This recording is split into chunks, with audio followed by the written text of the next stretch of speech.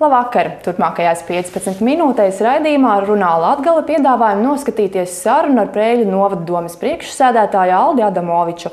Labvakar, Adamoviča kungs! Labvakar! Pirms sākam runāt par 2014. gada darbiem un plāniem, pāris vārdos, kāds bija aizvadītais gads Preiļu novadam? Jā, gribētu apsveikt pirmkārt visus novada iedzīvotājus, Latgales iedzīvotājus jaunajā gadā un novēlēt stipru veselību un, protams, pirmkārt arī veiksmi darbā, mācībās.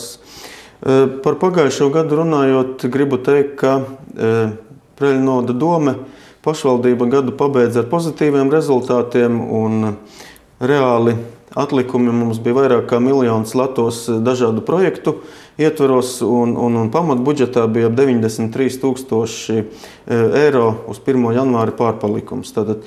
Un gribu teikt, ka arī, protams, daudzi darbi tika izdarīti pagājuši gadu, gan infrastruktūrā, tranzīta ielas sakārtotas, dažādi objekti nodoti, sporta un atpūtas un dīķi iztīrītas, lūžas renovētas un ļoti daudz kas izdarīts.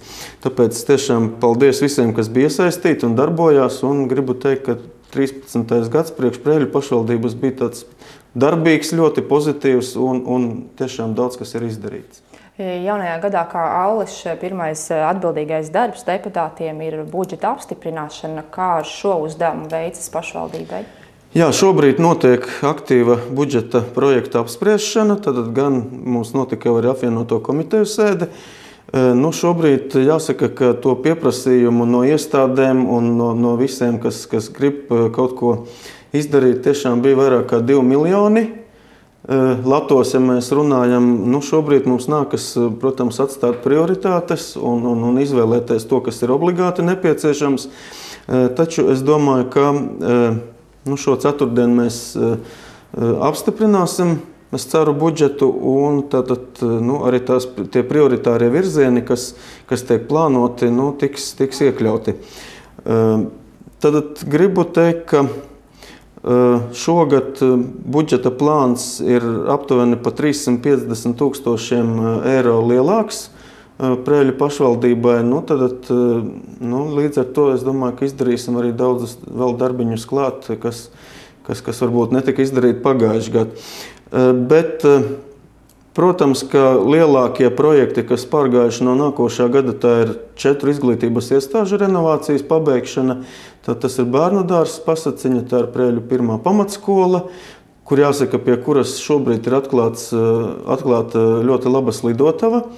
Un arī Preiļu 2. vidusskola un Preiļu valsts ģimnāzijas ēdināšanas bloks.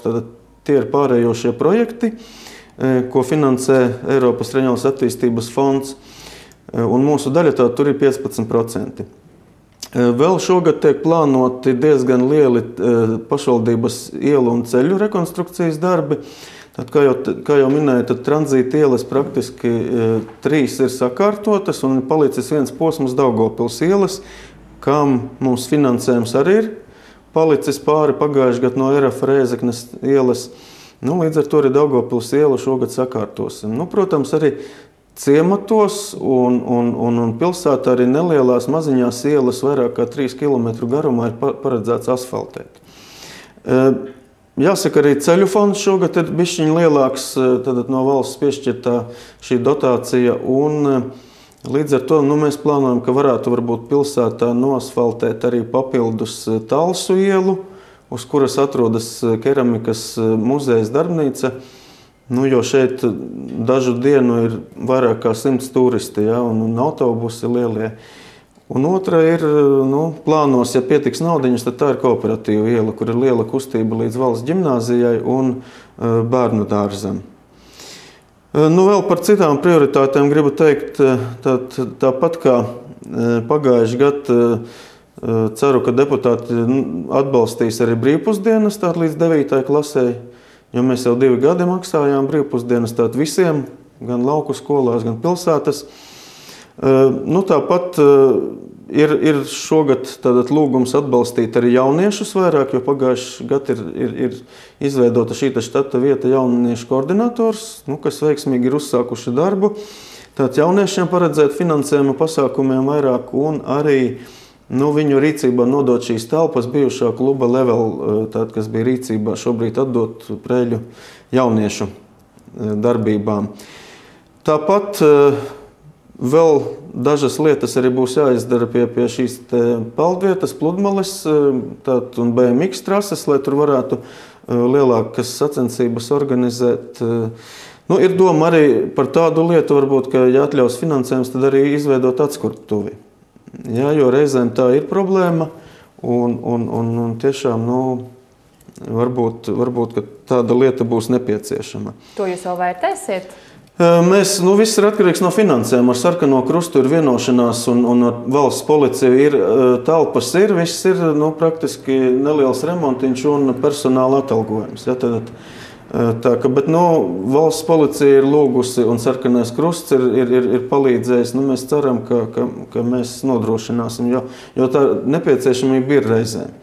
Kaut gan mums arī krīzes centrs, ja gadās kaut kas, tad Līčos krīzes centrā tiek cilvēki izmitināti uz kādu laiciņu. Bet atskurptuvē ir citas funkcijas. Ja, tas ir varbūt cilvēki, kuri pa daudz ir lietojuši alkoholu vai ģimenes skandālos, kad arī alkohola reibumā notiek, tad izolēt, teiksim, uz kādu laiku. Tāpat šogad plānojas varbūt arī sportam nedaudz vairāk, jo mēs plānojam startēt ar futbola komandu pirmās līgas čempionātā Latvijas. Plus paralēli tagad sieviešu komanda startē gan Latgales vai Austrum Latvijas, jāsaka, basketbola čempionātā un arī volejbolā startēs. Līdz ar to arī varbūt šis finansējums drusciņi lielāks sportam. Gribam atbalstīt arī mūsu cilvēkus individuālajos sporta veidos, tātad vieglatlētika, galda tenis, ūdens slēpošana, tie, kuri gūst labus panākumus un rezultātus. Un arī naudiņa ir iekļauta bērnu nometņu organizēšanai vasarā, tad 3 nometnēm, un šogad plānojam palielināt arī nedaudz finansējumu vasaras nodarbinātībai bērniem, kas jau no 13 gadu vecuma, tad arī vidusskolas posmas, vasaras mēnešos divas nedēļas vismaz var pastrādāt, un līdz ar to pilsētā darīt labu un arī nopelnīt kaut ko.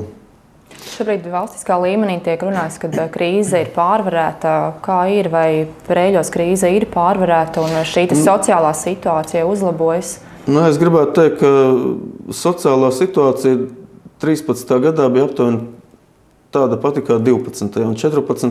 Varbūt, ka drusciņi kaut kas uzlabojas, bet es gribētu teikt, ka īsta krīze nav pagājusi garām, bet protams, mēs šogad pie atalgojuma arī plānojam 25 lati, tā kā minimāla algai, tad arī visās iestādēs, visiem tehniskajiem darbiniekiem, tad 25 lati pielikumu pie atalgojuma, ko mēs varam atļauties šobrīd. Un, spriežot pēc sociālajiem pabalstiem, kā jau teicu, tad šogad plānojas aptuveni tas pats līmenis, kas pirms gada.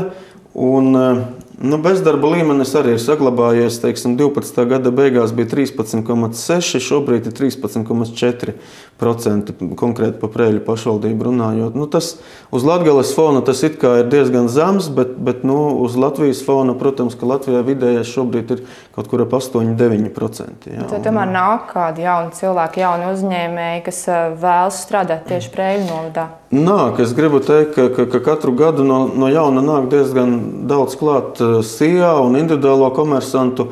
To mēs redzam pēc Lursov datiem, kad tiek reģistrēti šeit uzņēmumi. Un jāsaka, ka tie ir tiešām jauni cilvēki, kuri veido nelielus, bet savus uzņēmumus, arī zemnieku saimniecības. Un tad šogad 28. februārī mēs aicināsim uz balli. Tad pagājušā gada lielākos uzņēmējus, nodokļu maksātājus un arī spēcīgākos zemniekus, tātad kā katru gadu. Vai šādi jaunie uzņēmēji, jauni cilvēki, kuriem ir entuziasms un viņi vēlas kaut ko uzsākt un darīt, vai viņi var vērsties pie pašvaldības un vai pašvaldībai ir šīs iespējas viņiem palīdzēt? Jā, mēs jau vairākus gadus arī atbalstam mazos un vidējos ar līdzfinansējumu. Tad varam 3 līdz 5 jaunos uzņēmumus atbalstīt. Bet šobrīd arī Preiļu biznesa inkubatorā arī Ineta Liepniece darbojas, kas ir Latgales uzņēmējdarbības centra, arī funkciju veicēja uz vietas, un līdz ar to dažādas konsultācijas un informācija ir pieejama Preiļu biznesa inkubatorā arī jaunajiem.